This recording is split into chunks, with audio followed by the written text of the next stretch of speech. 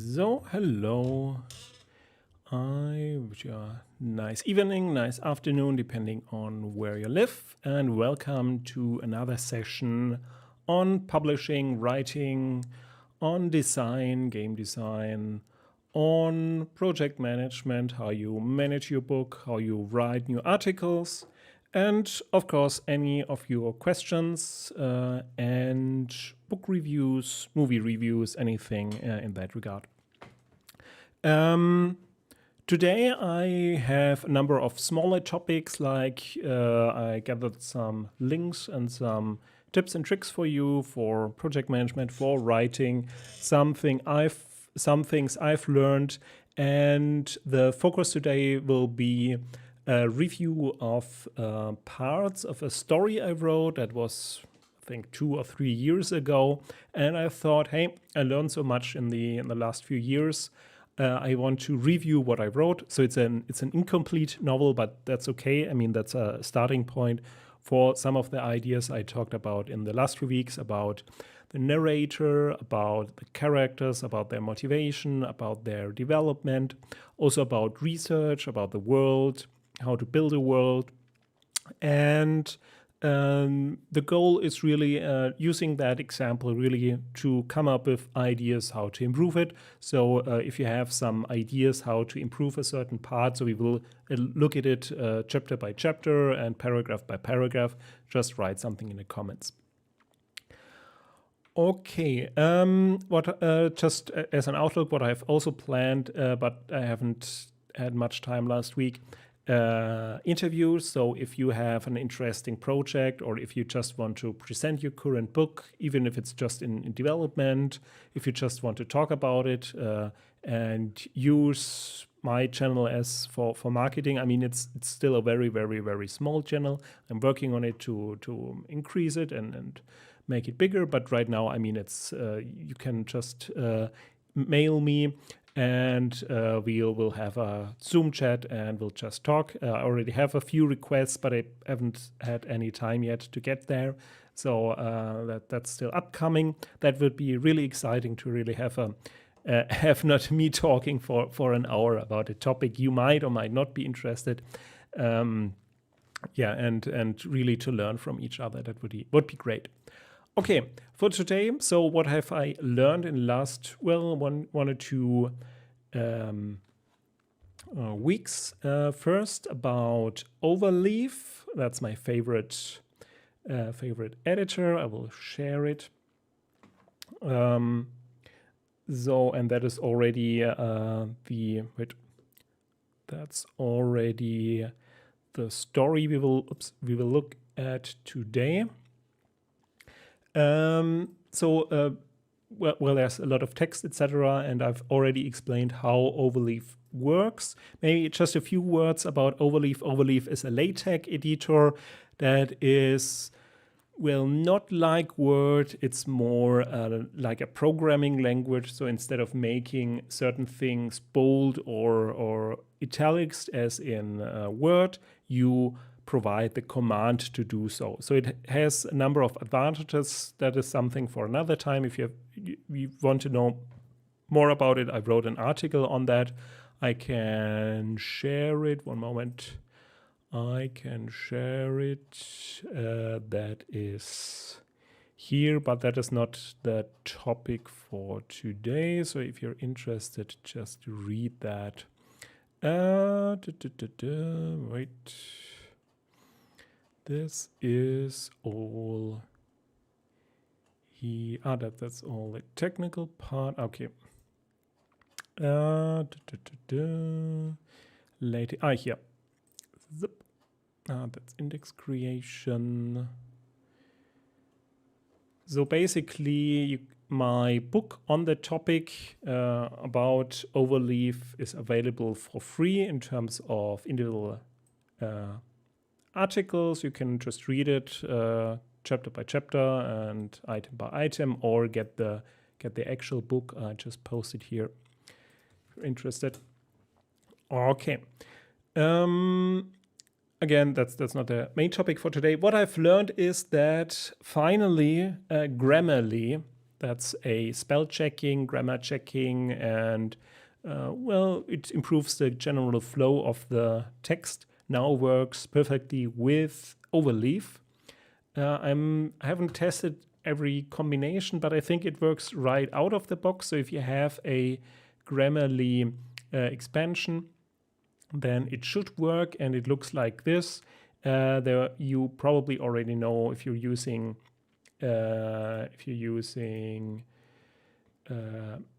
overleaf that some of the words are already marked, so that is coming from overleaf, but there are now also marked words from Grammarly, and it directly shows you what you can improve or how you could improve it. So if you have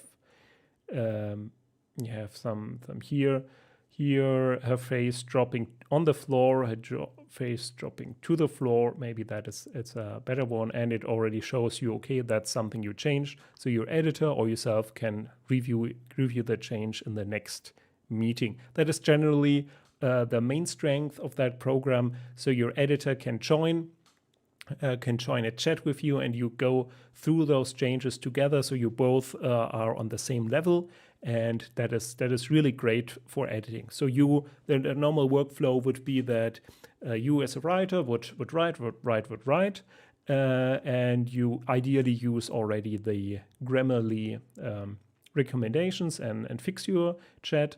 And anything that you've changed since your last meeting with your editor, you can simply review here in the next column, and then have a chat here on the next one. Here there's no chat yet because that is a new project I started, so I haven't started yet working together with my editor on this project. Usually I here chat with her, and we go through each change, and at the end of the session we both know what has changed, and we're both then on the same level. Also, what she changed I can review, and what I changed she can review. So that is an ideal way of working, and at the end everything is clear, and you don't have to reread everything from start to finish to find issues.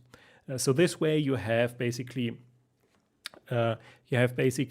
three levels. So your own text, your writing, and your own knowledge of spelling and grammar. Then you have Grammarly that automatically checks now your document.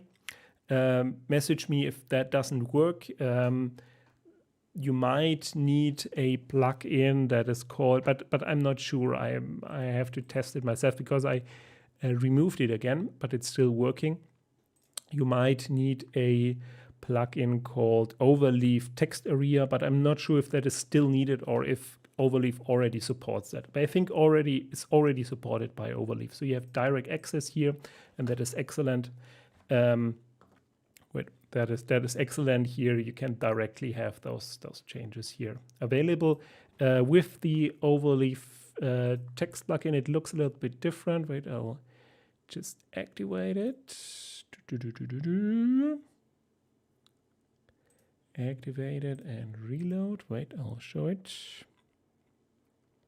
So it basically replaces the preview.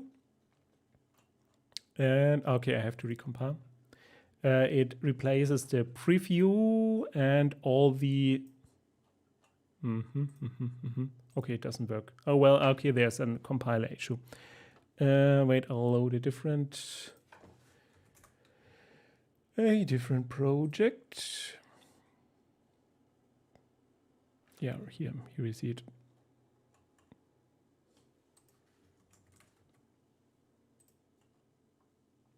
Yeah, so that's a different project that is from my current game design project. So what the add-on does is provide you here with text output, and the changes are then shown here. But I think it is not necessary here to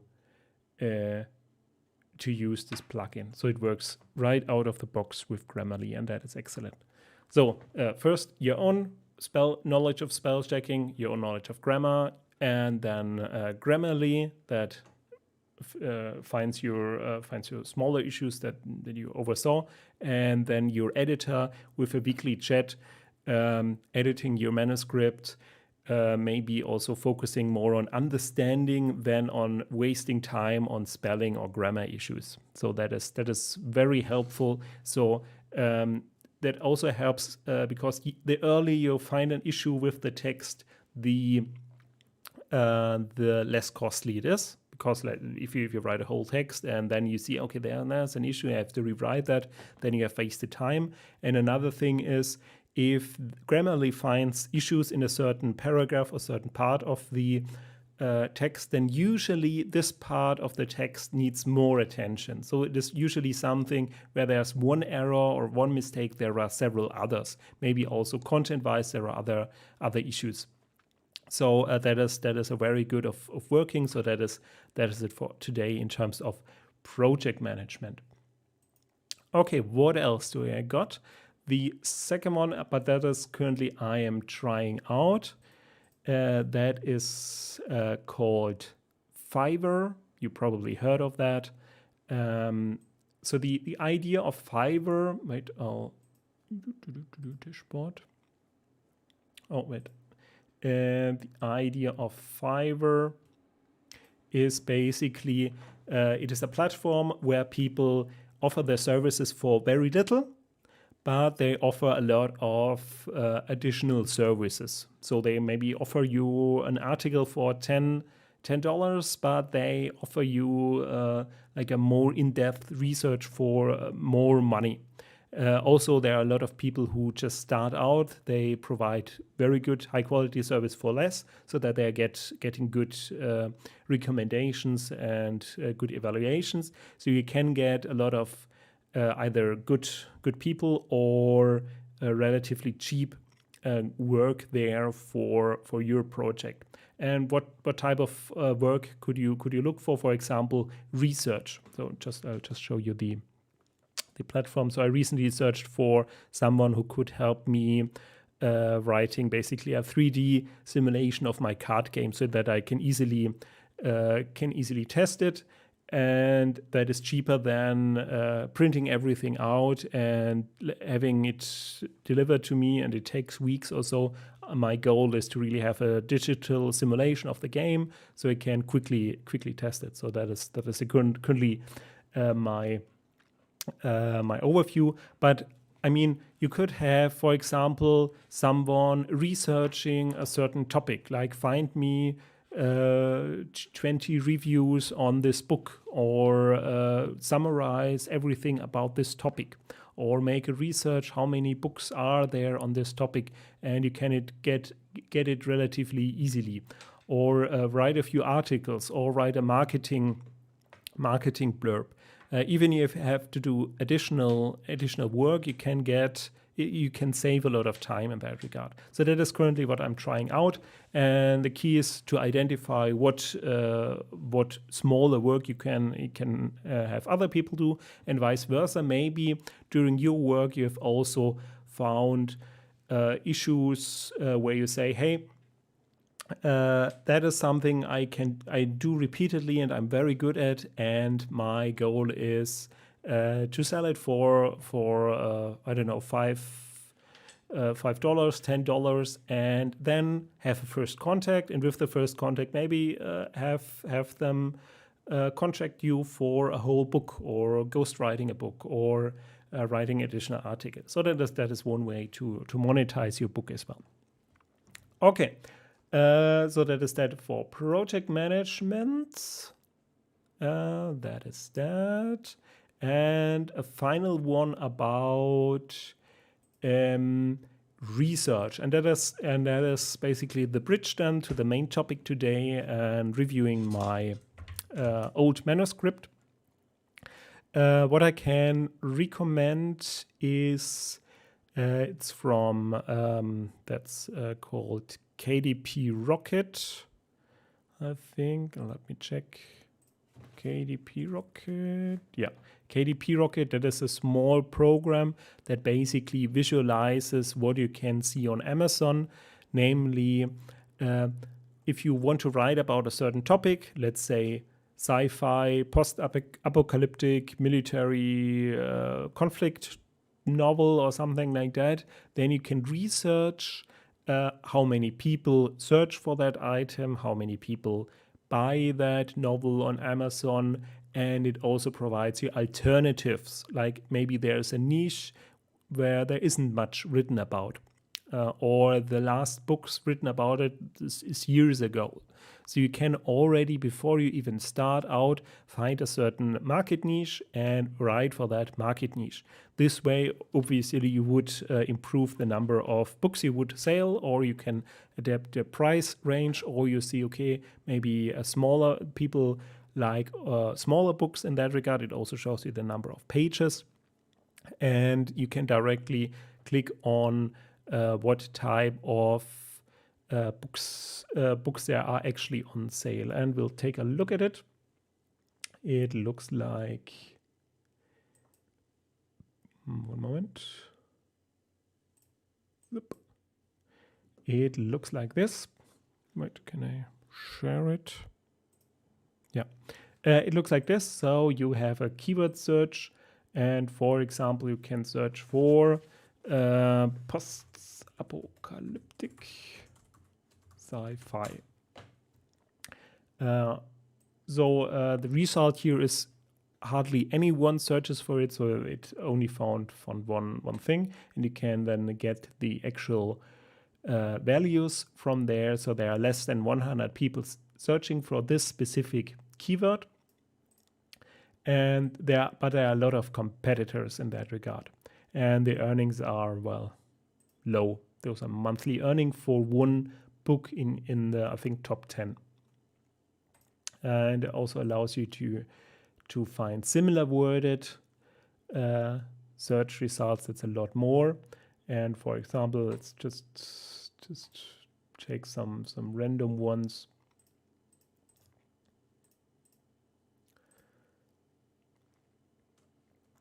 Yeah, for example, here you see a few. For example, post-apocalyptic, there are a lot of competitors, so it's harder to get into the top 10, but there are a lot of searches also. So here, for example, post-apocalyptic novels, there are 2,000 searches per month on Amazon.com. It's always, or here 11,000, and the average monthly income here for a book in the top 10 is 190. Or here, post-apocalyptic science fiction books, it's even higher monthly earnings, but fewer people search for that specific term. So these terms you can use in your Amazon description, in your Amazon keywords, and you can select one where there are maybe fewer competitors. So if a low competitive score and a high Amazon search score, and that already gives you some sort of hint, okay, I have certain ideas, but maybe I move it a little bit into this genre of this type of thing that people actually search for and actually buy. So that is more a business thing. I don't really recommend it like for your very first book, because your very first book will be a book that is mostly about things you actually want to write about. You just want to get it off your mind and really have that book out there. That is basically your book that is about what you want. But if you really want to turn your hobby like really into a profession, then you would have to actually search for something that is related to the market. Sure, I mean, creative people don't like business stuff, but wait, zip. Here, now you can see everything. Creative people don't like really the whole market aspect of it, but it is something you should consider simply to, you like books to be read. And if it's relatively easy to adapt your idea to a little bit different genre, or really to have a different title, different keywords, then why not? Also, it saves you some disappointment if you already see, okay, I don't know, post-apocalyptic cars. Let's look at this one. Okay, hardly anyone looks for post-apocalyptic cars, but it's also a very, very low competitive score. So maybe you want to write a book about picture book about post-apocalyptic cars that drive with nuclear batteries or something like that, but don't expect that many searches or that many sales, because it's not a hot topic in that regard. So it saves you some disappointment. So if you take a week for that book, maybe that's enough, and maybe don't spend years researching post-apocalyptic cars and write a book about that. Saves you disappointment and maybe helps you to focus in. So that is also a great tool. And what they also provide is a number of videos. So that's all on, it's called Kindle Preneur or Publisher Rocket. I think it's for 79 euros. I don't, or dollars. I don't earn any affiliate about it. There are much more expensive services where you pay 100 per month or so, where you get live data, and this data is just provided by Amazon itself. The other tools give you live data, like pulled directly from the website. Okay, so but how can we use this? So one way the creator of the tool says is to build basically, at least for fiction books. For nonfiction, it's a little bit different, but for fiction books, to give you to select 5 types of fields people search for. So, for example, story tone, people maybe search for sci-fi, military, or special situations. People want to know what would happen if there's an asteroid impact, or what would happen if there's climate change.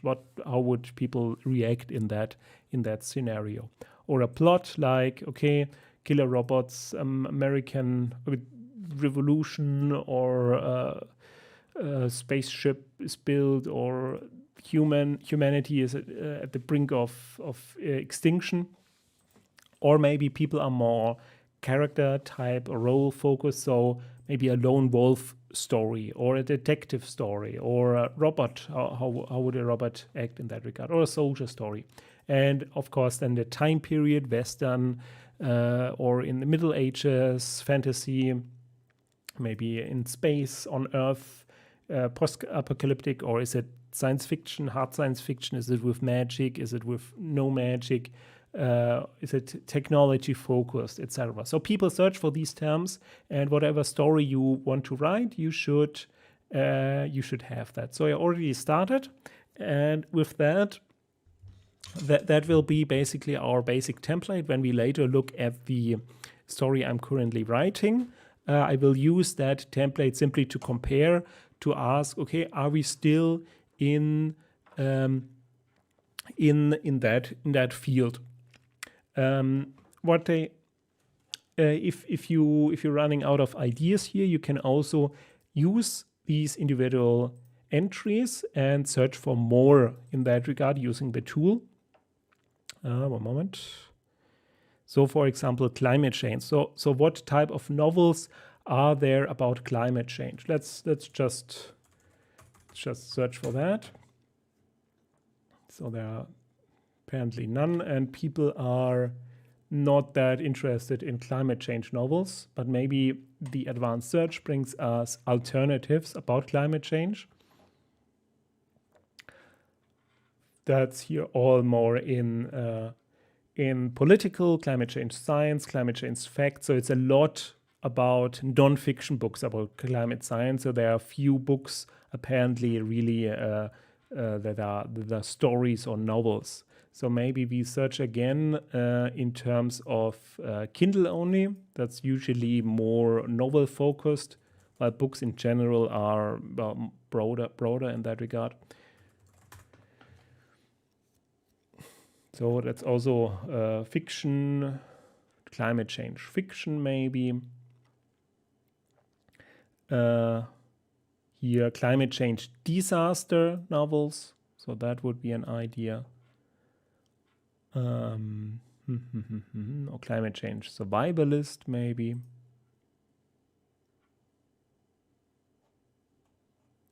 And we'll just look at it.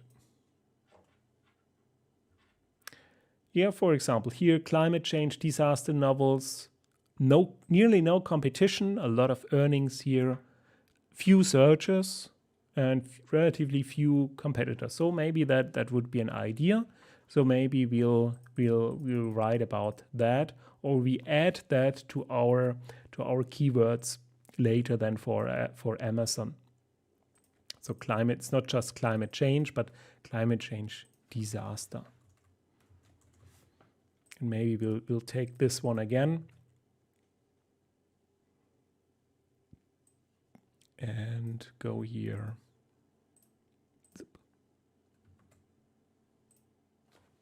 So there's one.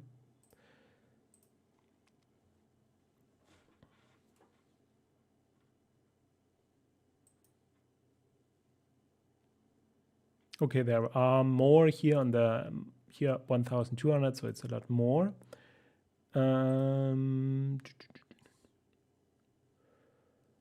Fiction books.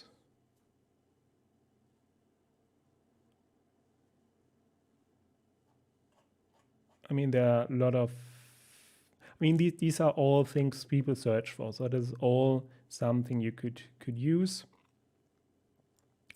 So here, disaster novels. So not just disaster, but disaster novels. So because people probably search for climate change disaster and then say, okay, well, there are some non-fiction books about it, but I really want a novel. So maybe that is something really to search for. But of course, not many people search for it, so it would be a niche. But maybe it is a valuable niche. So if you advertise for it, so maybe that is something. So that is how you could use that tool. Okay, so back to the main point. Well, for the second half, let's talk only about the novel. So the novel idea I originally had. Right, I can show you the picture. Well, it's not my greatest work. One moment. It's not my greatest work.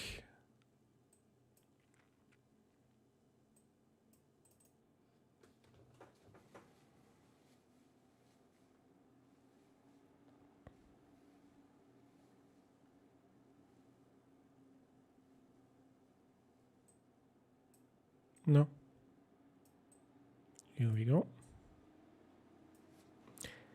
Well, it's just a space. I mean, you don't even see it, but she has a space helmet on. And where she's looking at Venus. So, I mean, it's not a novel I finished, so I just started it. So I just drew something in a few minutes and put those two images together. So she looks from the Earth to Venus. So she's on a mission from Earth to Venus. And I'm still thinking about where to go with the topic. So my original idea, because I worked in neuroscience, was, okay, hey, I have this neat idea. I have some difficulty to really communicate the neuroscience to people. People are not really interested in learning about how the brain as such works, but they want to see it in application. So that's why novels are more, why people are more receptive, of course, to novels, to science fiction, as opposed to math books or something like that. They want to see it in application. How would it actually look like? And I thought, hey, I could use some of those things I learned about consciousness, about the mind, and I could use that novel to left and right a little bit, explain what is going on using scientific terms. So it is a hard science fiction one, and that's basically the first item on the list here. So it's hard science fiction. That's great. So another thing I thought about, but that comes from my work with my game. What type of challenge is there? And what type of challenge does science have? And basically the type of science challenge science has is communication, in the abstract doesn't really lead to convincing people. So there needs to be some sort of opposing force. And I really only got to that idea. Maybe you know the series. It's called Raised by the Wolves, I think. Raised by the Wolves, yeah. So basically, it's about a raised by wolves. It's about a religious society, and with atheists that try to flee that planet to another world. And I think I don't spoil too much. They basically reprogram a robot, and that robot then raises a family, basically raised by wolves. That's why the topic comes from. So, but the basic idea is, okay, hey, humanity is turning towards religion, towards esoteric beliefs, towards mysticism, and there are few scientists who try to turn the table. And the idea is, okay, they travel to Venus and they discover something there that could change the view of humanity on science, on humans themselves. And that would be, for example, well, I'm spoiling it a little bit, but I'm not really sure if I will actually write that in my thing. But that was my original idea, to have them discover life there. So the basic idea is, okay, I also have here a scientist and some sort of astronaut or astronaut scientist. Moving that up there. So those are my things. And post-apocalyptic, well, I don't want it to just have it, there's a slow movement towards religion or not to religion, but I want to have a certain event where people decide, okay, I go this way or that way. And, well, I decided for rather simple one, and that would be the asteroid impact here on that side. I just make those in green. So there's an asteroid impact, meaning it's a post-apocalyptic story that we already searched for, and there's an astronaut and scientist, and the idea is that there's some sort of hostile takeover of the US. In terms of current events in the US, there is a kind of split or conflict between religion and science, of course. And maybe there are forces that are not really happy with that, and there's some sort of civil war. So the old story of the US, but basically in the modern world. And of course, we want to have killer robots, because why not? We have robots, so we have that. And already we said, okay, we have an exploration of Venus and see what's going on there. And of course, there are some who want to restore Earth. Maybe it's a different faction or a different group that is more focused on climate change. Maybe because of the asteroid impact, maybe that made it much worse. So they really want to focus on that. So those are basically factions here. And we have some sort of spaceship. So maybe the people who are religious are not necessarily against technology, but they have see it maybe as a sign, as a superstitious, or as a sign from God or from the universe or something like that, that okay, Earth was now basically selected as for destruction, so they expect more asteroid impacts. So they decided, okay, Earth is sinful, and they want to travel to the stars. So it turns a little bit the concept around that those people who travel to the stars are the technologists, and the other ones who stay at Earth are those that are religious. But why not have the religious to be those who are who want technology, who want to travel the stars, like Elon Musk or so, with his more or less crazy idea of having a Mars colony or something like that. Why not make that their religion, and have them maybe fundamentalists in that regard to build spaceships and travel, and have maybe the opposing force, someone who says, it's unlikely that this will succeed, this plan to build a colony ship or something like that. We first have to basically restore planet Earth, spaceship Earth. So colony ship, spaceship, that would be the ideas. And of course, brink of human extinction. Of course, we need to have some stakes in the story. So really, okay, we need to increase the tension. Maybe not like in terms of, okay, the asteroid destroys everything, but that there's a tension that because of the asteroid impact, there might be a risk of a world war, because the new emerging factions don't like each other, and maybe they have to find a new global balance because it is turned upside down. And how to turn it upside down, of course, asteroid impact on the US, because they're the military and economic leaders. So asteroid impact on the US would mean, okay, there are other factions like China or Russia that would emerge from that. Political, I mean, that would be the question if you want that or not. So where would this play? It would play in space, maybe around Venus. Here we already have that. And maybe some of the plot is happening on Mars, on Earth, and maybe some of the plot also on Mars. I mean, why not? So special situations. Okay, we have already a second American Revolution. So that's a little bit, there's a lot here to get through. So that might be maybe source material for a whole series. And maybe, not sure about these one. Oh, that's moved down. Not sure about these ones, so that is we still have to think about whether this makes sense. And story tone, question is, of course, here we have to make some decisions. So is there already war? Maybe not. That's not.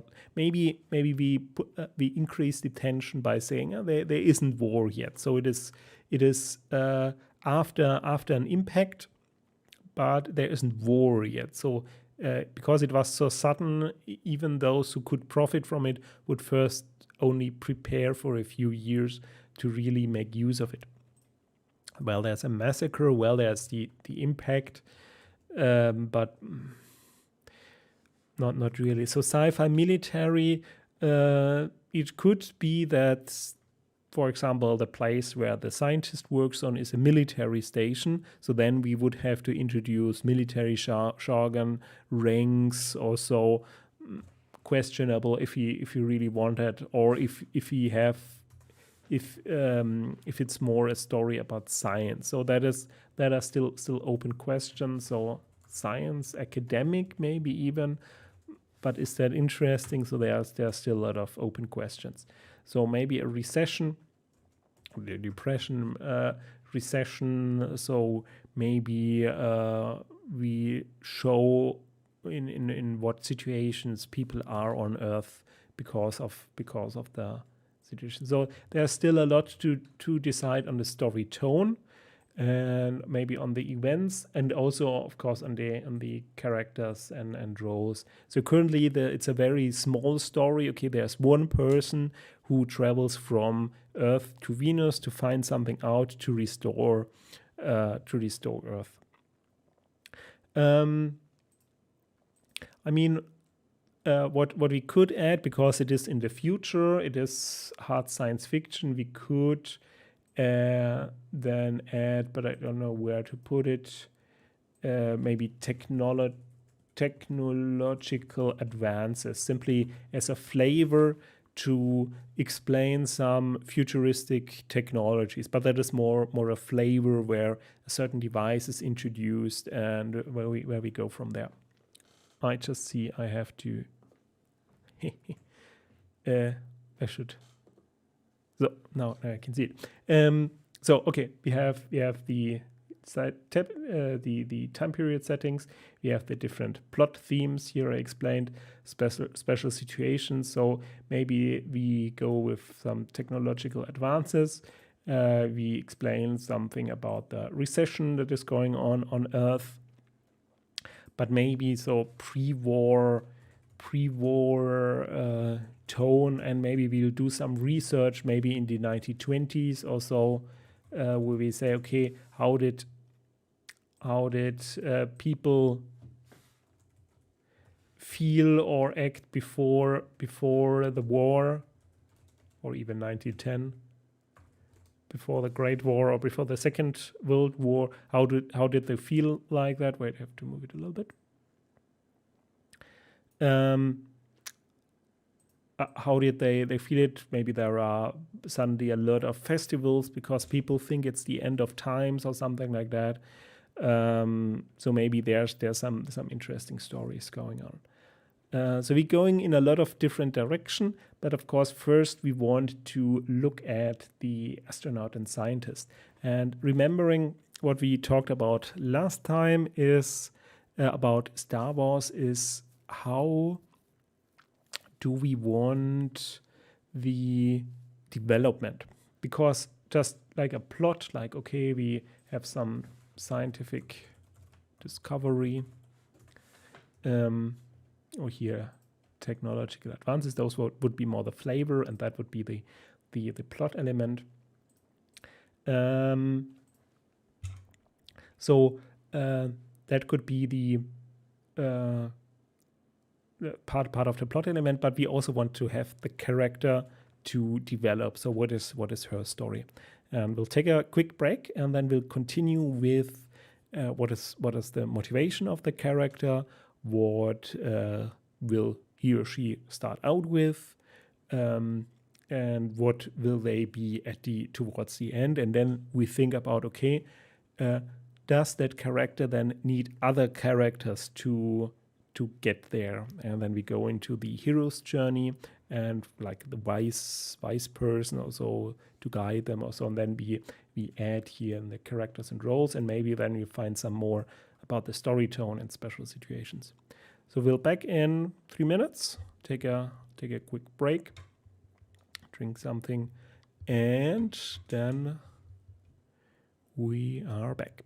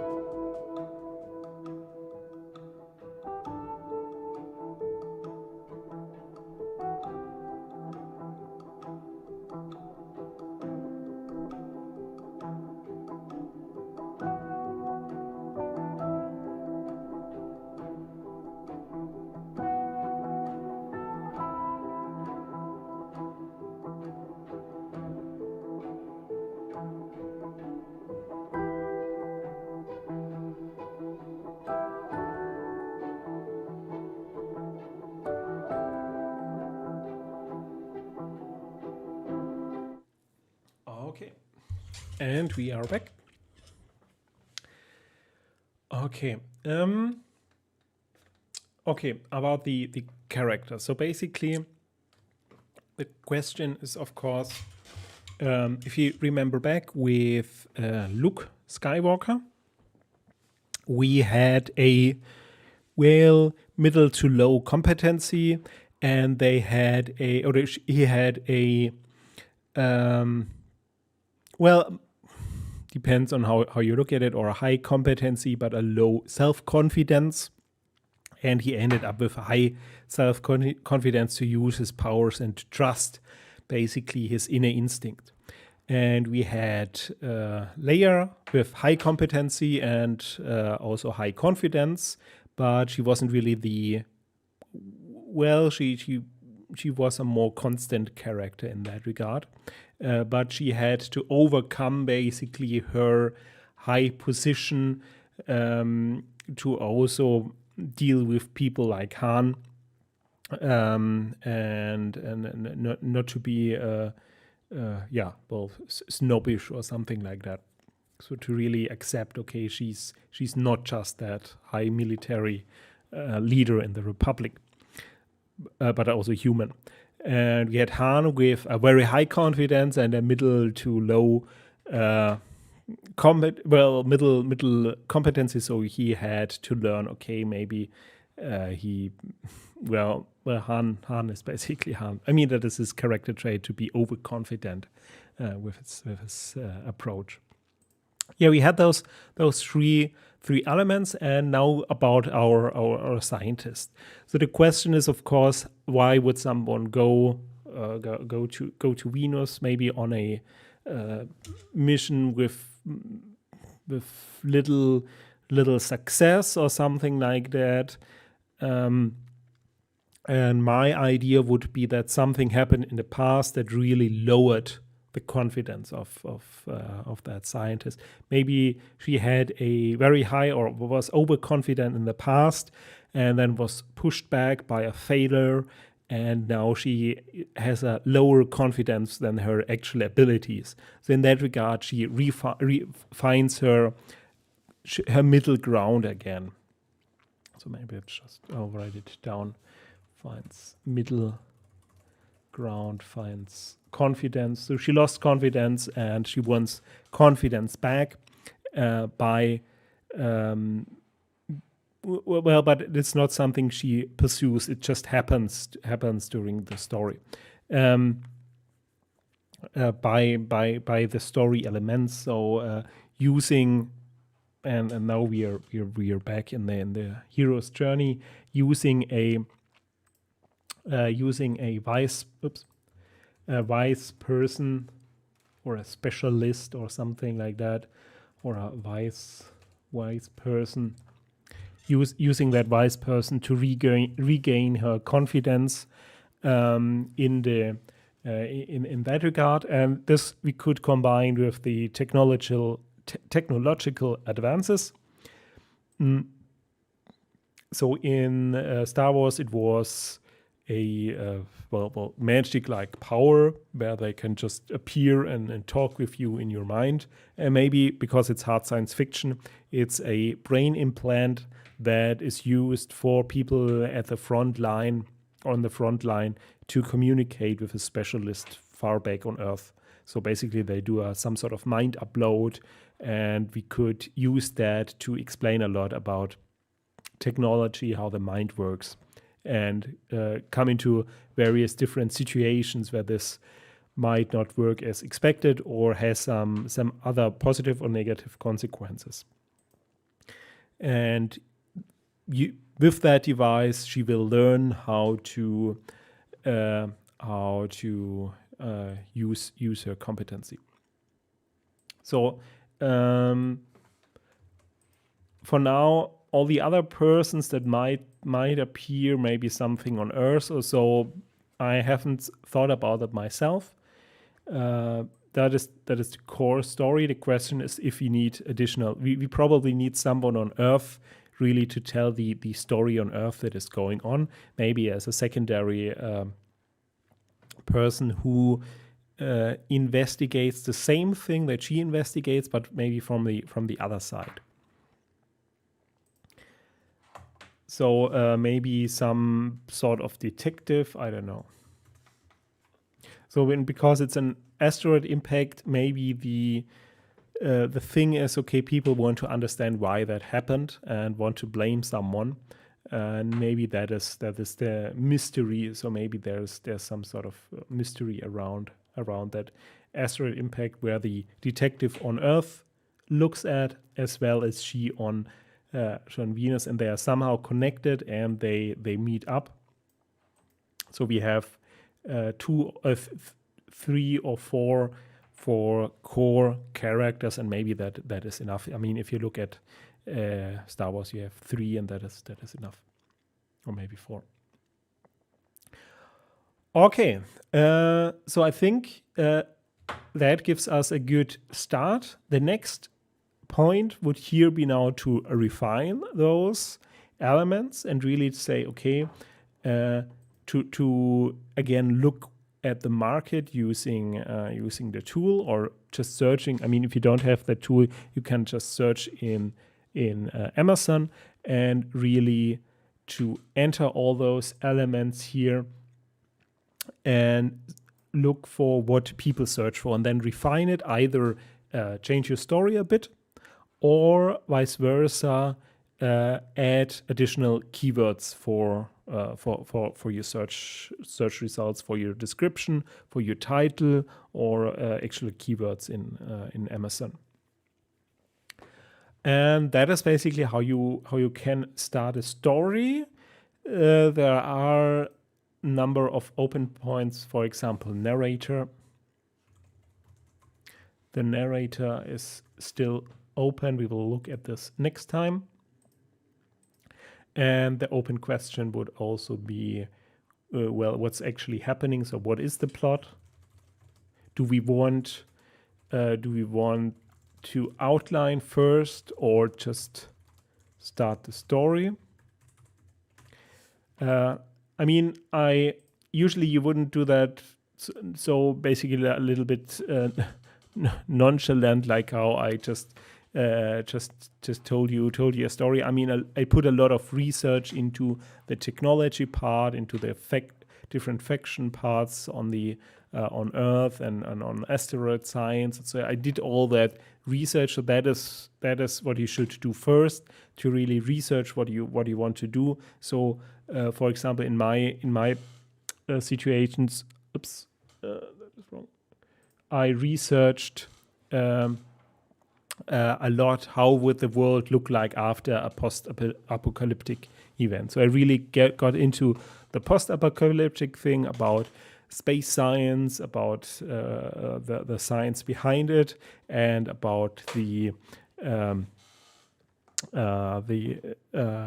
special situations, the tone, the technological advances. I put a lot of research into that as well.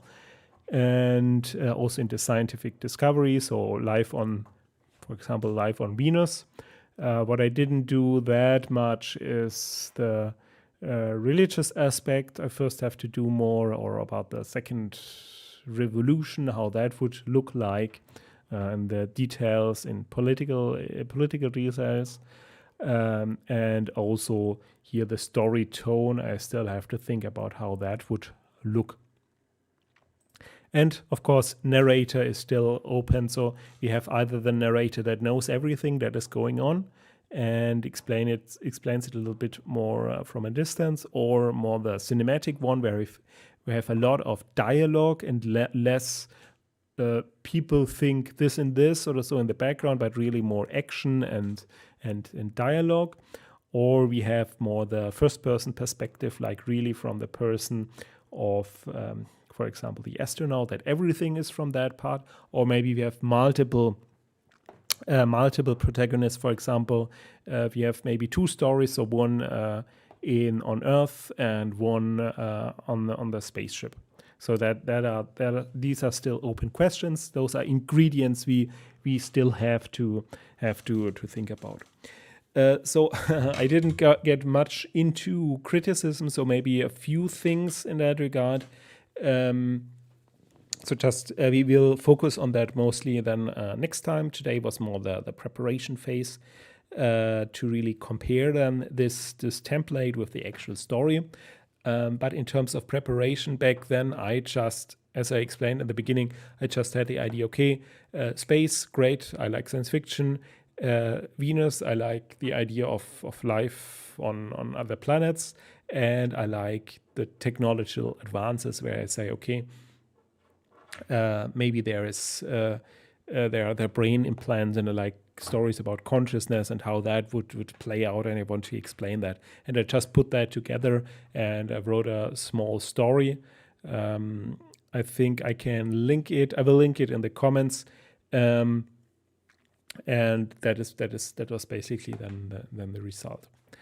Okay, so next time we will delve into what I did not according to this. So if you don't do research, what happens then with your story?